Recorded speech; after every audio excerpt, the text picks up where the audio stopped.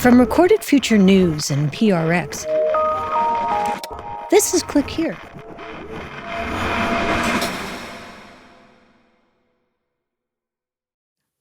Hey, it's Dina. The Click Here team is taking a short breather, just long enough to get ahead on reporting for 2026. And when we come back in the new year, we've got a surprise waiting for you.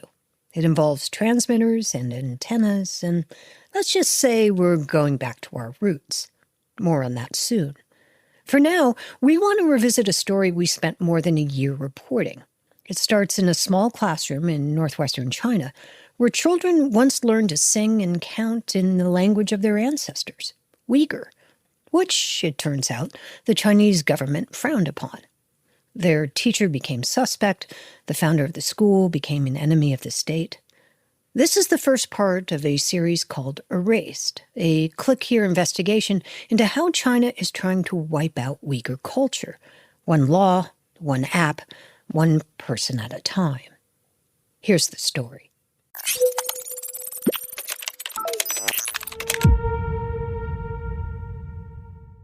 Abduweli Ayup had a simple dream. He wanted to open a kindergarten, a small, joyful place where kids could laugh and learn and speak their own language. I started in 2010.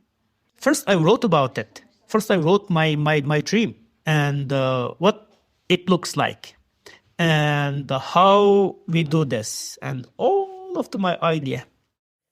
In most parts of the world, that would have been a sweet origin story. But in northwestern China, it was more complicated than that, something Abduweli didn't fully appreciate at the time. Perhaps because he was so busy doing what dreamers do. He scribbled down his vision, found a few backers, gathered a handful of wide-eyed toddlers, and opened the schoolhouse doors. And at first, the hiccups were the kind you'd expect at a preschool. And the first day, the one kid, she wet her pants. I clean it because, like, the Memories. parents. Yeah, because the parents didn't give me diaper. After that, he kept a supply of diapers on hand. And before long, word spread about Abduweli's little school. Parents lined up, literally, hoping for a spot. Yeah, like, we have 3 years of waiting list. Just imagine. So he opened a second school, and this one had a name, the Wisdom of Happiness. We call it Wisdom of Happiness because we want kids to be happy. But in China, happiness in the Uyghur language can be interpreted as defiance, and defiance can be dangerous. The Wisdom of Happiness got you in trouble. No, the happiness put me in real trouble. Because the language those children were speaking was Uyghur. And in Xinjiang, preserving your culture, your language, isn't seen as an act of pride, it's seen as an act of protest.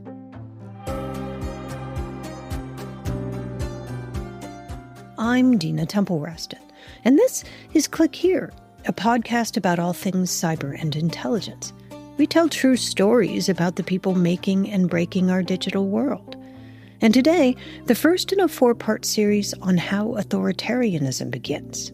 Not with tanks in the streets, but with quieter moves, like a book taken from the shelf or a rewritten school lesson. Our story starts in northwestern China, but it doesn't end there.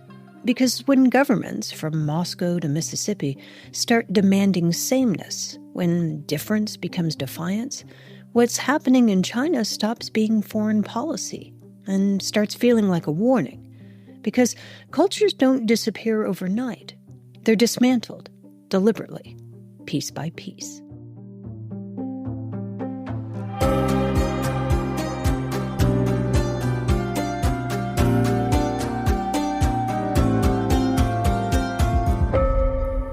Stay with us.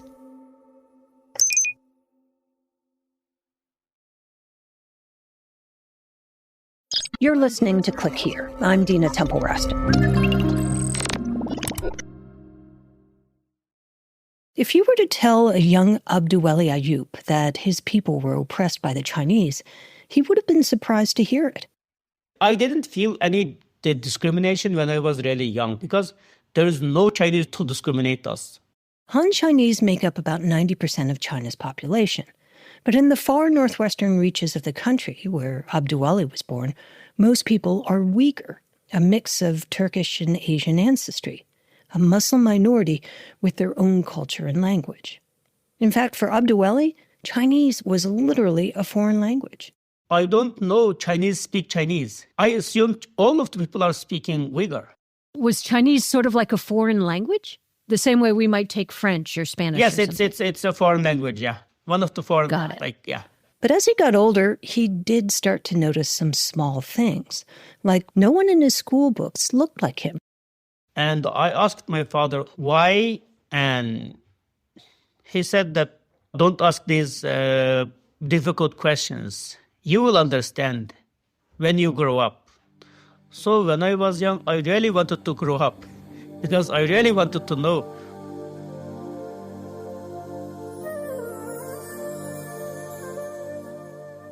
When Abduweli Ayup was a teenager, the landscape around him in northwestern China was beginning to shift. A mining company had discovered valuable minerals in a nearby mountain, and almost overnight, Chinese soldiers arrived to guard what had suddenly become an important site.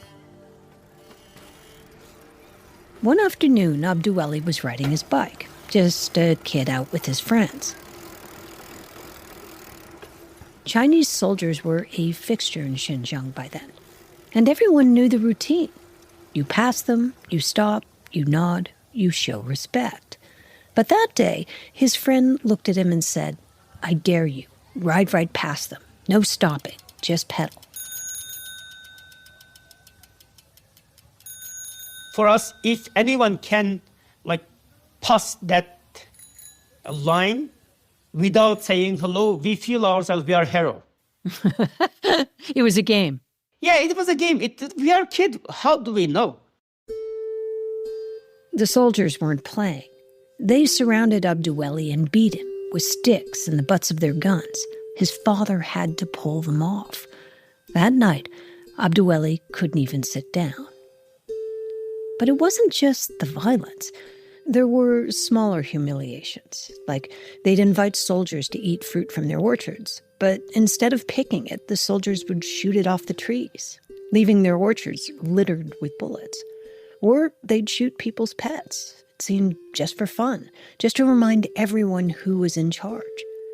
Even the local library wasn't immune. One day, Abduweli walked up to the desk and asked for books in Uyghur, and the librarian looked at him and said they were gone.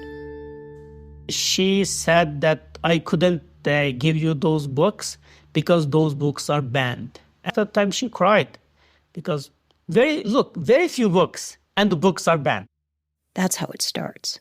Not with explosions, not even with words, but with missing books. A quiet dismantling. Abduweli's father had always been loyal to the Communist Party, but after that beating, Abduweli started noticing these subtle shifts in his dad.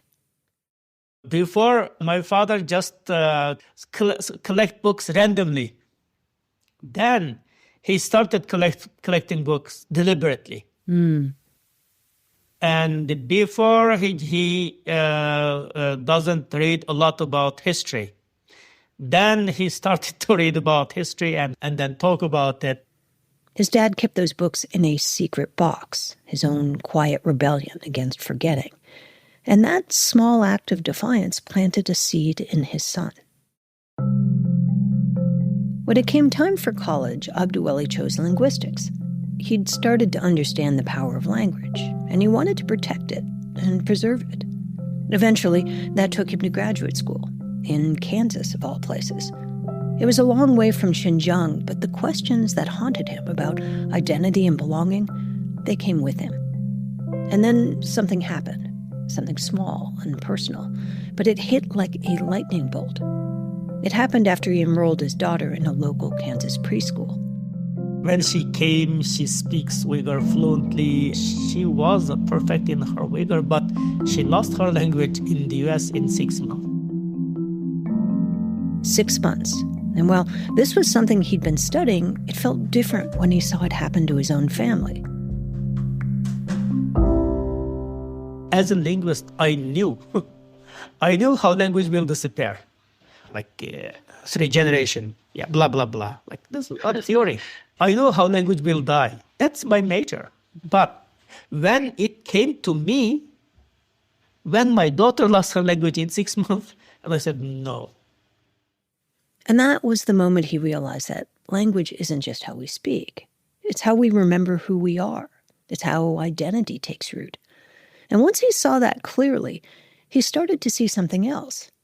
That language doesn't just bind families, it binds culture and movements. It builds solidarity. It makes organizing possible.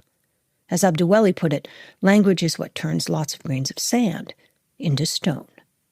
Like the language is just like small pieces of the sand. And language just collect us as a stone, bind us together. And if we don't have that language, everyone can step us, can destroy us, can do anything. And do you think that the Chinese government understands this and that's why they're trying to sort of stamp it out? Yes, they understand us. Like they want us to live as an individual, as a 12 million Abduweli and 12 million guys, not as a nation, as a people. And it was there in Kansas, in the land of yellow school buses and PTA meetings, that Abduweli had this idea. He knew that language didn't begin in textbooks. It started way before that, on playgrounds, in lullabies, in the first words spoken at home. Yeah, and then I remember that, like, do we have a Uyghur kindergarten? No, there is no Uyghur kindergarten. All of the kindergartens are Chinese kindergarten, like quote-unquote bilingual kindergarten, but in reality it's Chinese kindergarten. Because of kindergarten, we are losing this language. And that's when it hit him. If the loss begins that early, maybe the solution does too. Maybe a preschool could keep the Uyghur language alive.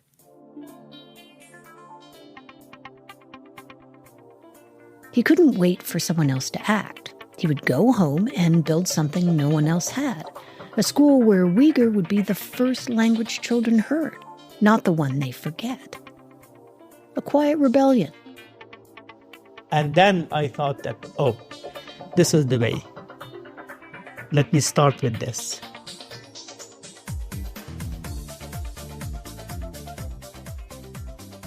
It was a simple idea, really. But in China, where culture is managed by the state and identity is treated like a threat, his idea was not so much a school as a quiet rebellion. After the break, Abduweli and a handful of toddlers walk into what Beijing authorities would later treat like the most dangerous classroom in China. Stay with us.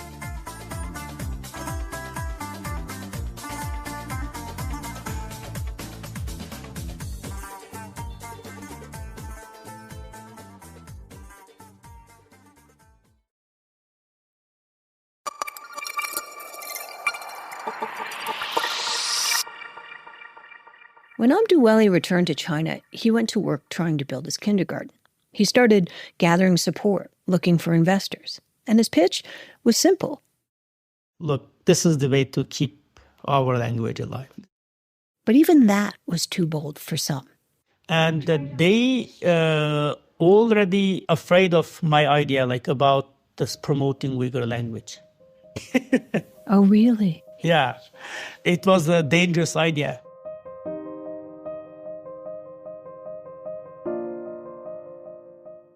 Abduweli wasn't breaking the rules. He was working in the margins, teaching children in Uyghur before the law had a chance to say he couldn't.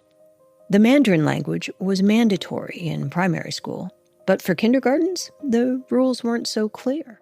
There is no clear policy that kindergarten should use Uyghur, should use Chinese, like what language should use in kindergarten.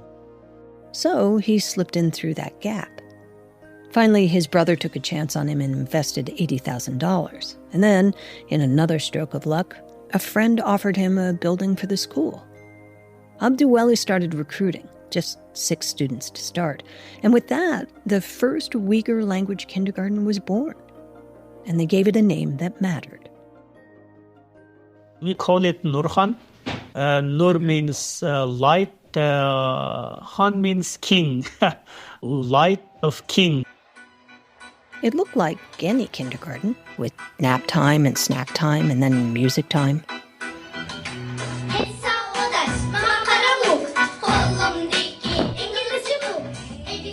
The children began each morning with a song in Uyghur. Not a protest song, just a melody in their own tongue. And for Abduweli, that was enough.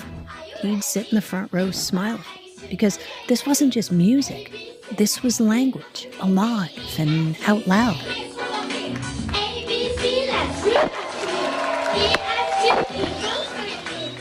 And he had other ideas, unconventional tools to keep Uyghur alive. At that time, I used Dora. Dora the Explorer? Yeah.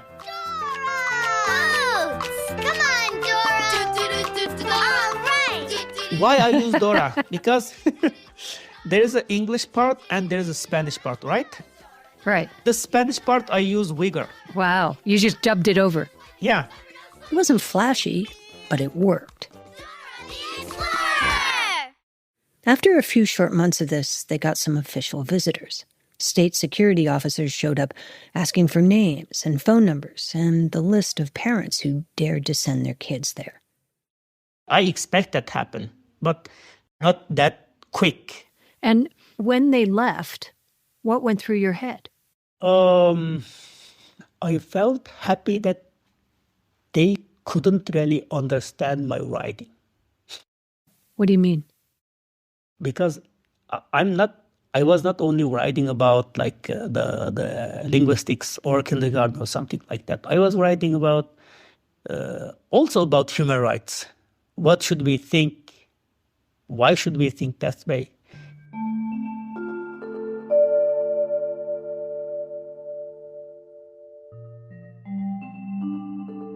He was happy the officers couldn't actually read his curriculum, because he wasn't just teaching Uyghur. Abduweli had another goal: to teach kids how to think. Not how to recite, not how to follow orders, but to ask questions, to wonder and to doubt. Because when he had first started working with the kids, something felt a little off. They didn't act like kids. They followed every instruction, immediately, without exception, without complaining. There was no whining, no negotiation, no, oh, please, 5 more minutes. He'd call out nap time and they'd come right in and lie right down. If you've ever met a 3-year-old, you know this isn't how 3-year-olds work. So he pulled one of the parents aside and asked, why? Why are they like this?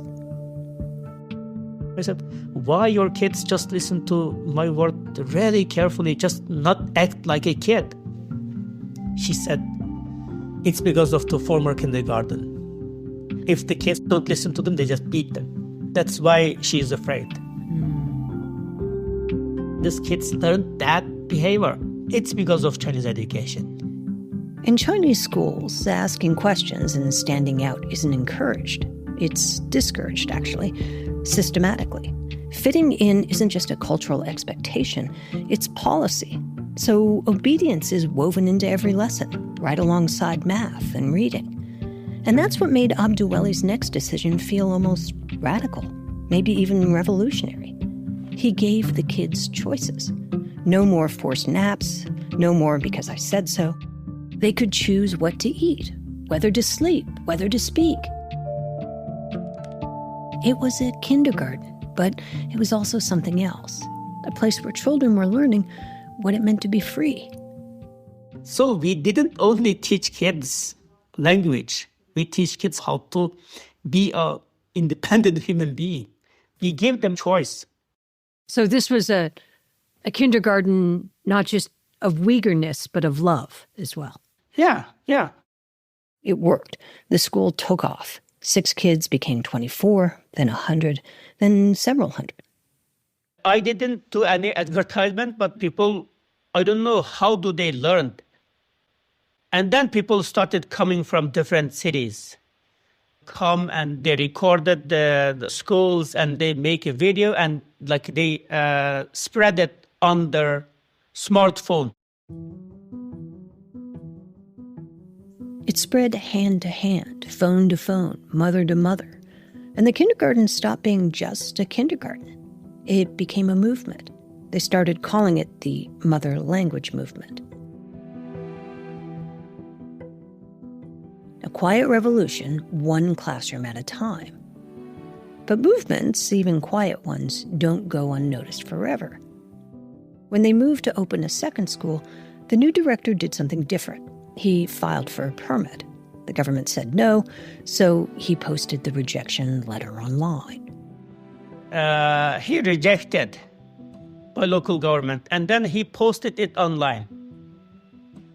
And then it became a social phenomenon. Like people all started to talk about it. And then it went viral. The thing is, Abduweli never filed for a permit for the first school. He knew they were safer under the radar. But the director of the second school took the opposite approach. Each day he applied again. Each day he was denied, and each rejection posted. What started as digital dissent slipped into the real world. People started to gather at the government offices, demanding answers, wanting accountability. And eventually, the government blinked. The school was approved. And while it felt like a win, it wasn't a safe one.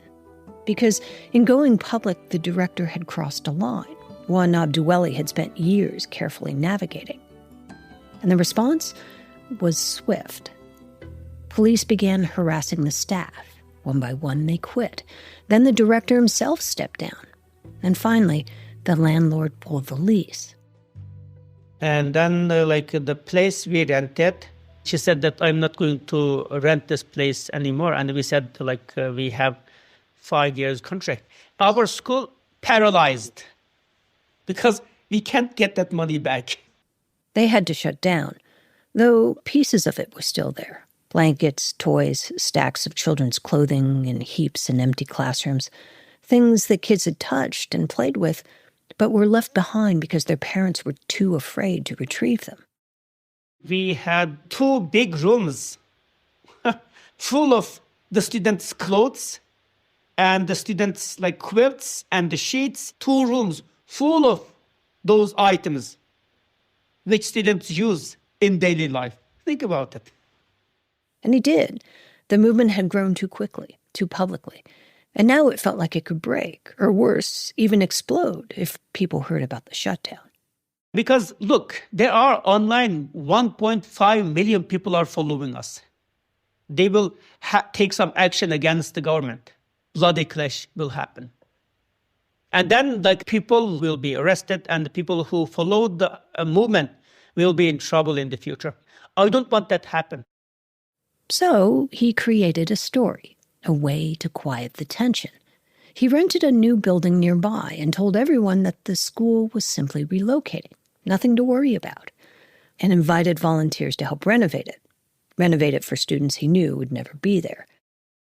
And then there are more than 100 people who are helping to renovate the school because it was an old school deserted, and we are just working on electrics, and somebody working on the painting, somebody working on installing the toys for the kids.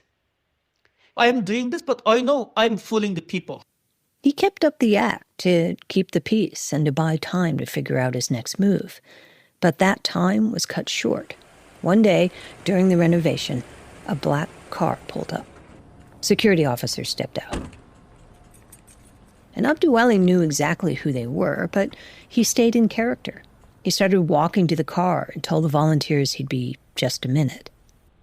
I have visitors there, and don't stop, keep working. I will talk with them for a while. And then he shook the men's hands warmly and said loudly so everyone could hear, "Hi, guys. Hi. You are the parents going to send your kids to our kindergarten, right?" But once inside the car, they cuffed him, took his phone, and pulled a black hood over his head. He'd been detained before, but this time, it felt different. I thought that this is like the ending. I thought maybe they will kill me. This time, it felt less like a warning and more like a conclusion. Because when regimes like this feel threatened, they don't tighten the rules, they tighten the news. They don't just detain a man, they redefine him as a threat. Abduweli wasn't just being questioned, he was about to be turned into an enemy of the state. The police drove him to his house, and soldiers were already there, lining the street with their weapons drawn. His wife stood frozen in the doorway, his children tucked just behind her. As he watched, the soldiers ransacked the house, pulled open drawers, dumped out closets. They took files and devices, anything that looked like it might matter. And when they were done, they took Abduweli into custody.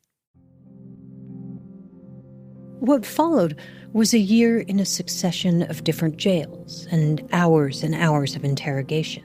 Sometimes they locked him in a cage in the center of a cell, and 2 armed guards would be on either side of him. 3 interrogators were in front of him, and they would start to scream, "You're trying to create a separate country for Uyghurs." Yes or no? I said no. And you are training resistance force to incite terrorism. Yes or no? No. And you met Uyghur politicians in Washington and you promised to work with them. Yes or no? No.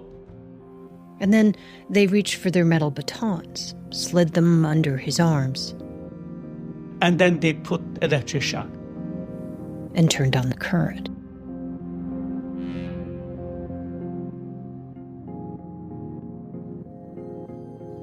They did other things too, but Abduweli didn't want to talk about them. Some of it, he said, he'd rather forget.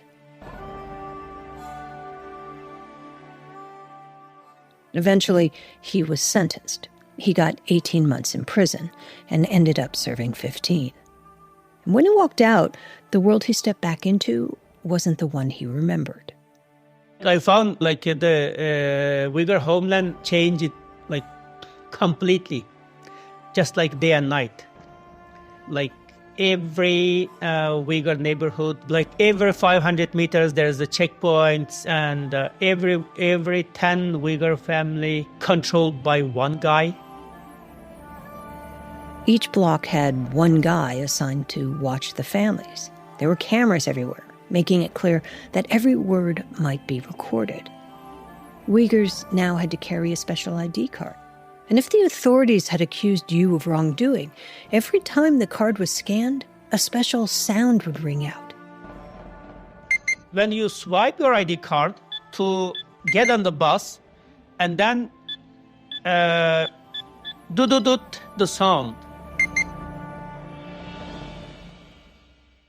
It was like a scarlet letter, he says, a digital tone that told everyone nearby, this guy has a record. And with that sound came some limits. He couldn't get a job. He couldn't rent a house. He began to fear for his family's life. So when a friend told him about a translator job in Turkey, he didn't hesitate. In 2015, Abduweli quietly left the home he'd worked so hard to preserve. And he's been in exile since then. First in Turkey, now in Norway, where he lives with his family. But even from afar, he hasn't stopped trying to help his people. He collects the stories of other Uyghurs who fled. He writes children's books, stories about memory, about identity, about home. And he keeps telling his own story, even though his family wishes he wouldn't. My older brother said that you have to stop and you shouldn't talk because of it will be dangerous for us. And then he got proof that his brother wasn't just being an alarmist. While visiting a fellow Uyghur exile in Turkey, he got the news. His sister had been arrested back in China. And I felt really sad. And look, I just walked about 20 kilometers from his home. I walked back to my home. I couldn't even think to take a bus or take a taxi because,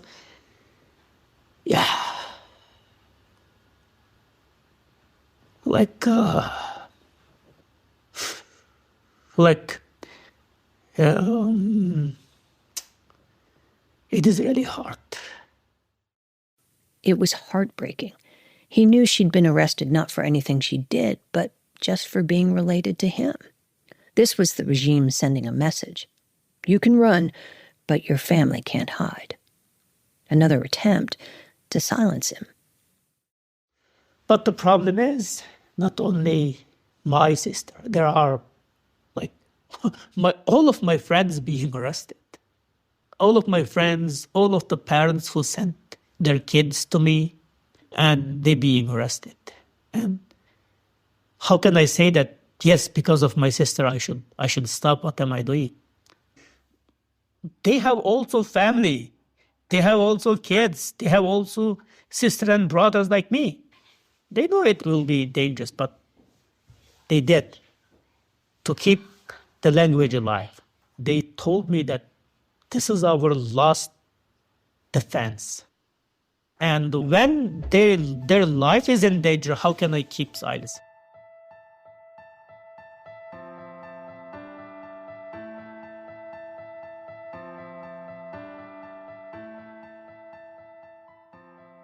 The schools he built? Gone. The first was turned into a re-education camp. The loophole he'd once stepped through? Closed. Mandarin is now the required language for all kindergartens in China. And Abduweli Ayup, the man who tried to save a language through children's songs in Dora the Explorer, he can never go back. So here's the thing about Abduweli's story. It didn't start with handcuffs. It started with silence, with books quietly disappearing from library shelves, with preschool lessons scrubbed of native words. Before the arrests, before the black hoods and interrogations, the cultural erasure was already underway. And we'd like to think that couldn't happen here, that democracies are different, that our systems are stronger. But that's what Abduweli's father thought too. Keep your head down, follow the rules, you'll be left alone. And he was wrong. More than 1 million Uyghurs are believed to have been detained in camps across far western China, cut off from their families, their culture, their language. We asked the Chinese embassy in Washington about Abduweli's story, and they wouldn't address his case directly. But in a written statement, a spokesperson said that, quote, people of all ethnic groups in Xinjiang fully enjoy economic, social, cultural, civil, and political rights, and that Xinjiang was, quote, a prosperous and stable place. But stability is not freedom, and silence is not peace.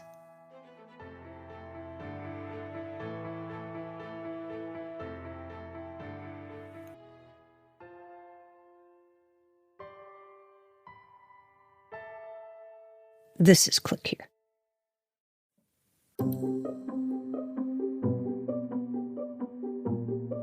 Today's episode was written and produced by Megan Dietrich, Erica Gaida, Zach Hirsch, Dina Temple-Raston, and the lead producer was me, Sean Powers. It was edited by Karen Duffin, fact-checked by Darren Ankrum, and a lot of the music you heard in this episode was Uyghur. It was written and performed by Polat Easy Muff and Ben Livingston. We had other music from Blue Dot Sessions.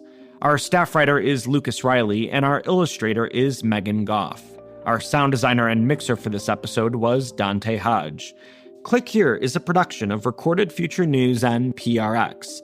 In the second installment of our series, more and more we're seeing that China is still trying to reach outside their borders in order to have that control, so that way they can try for that complete erasure. That's Friday on Click Here's Mic Drop. We'll see you then.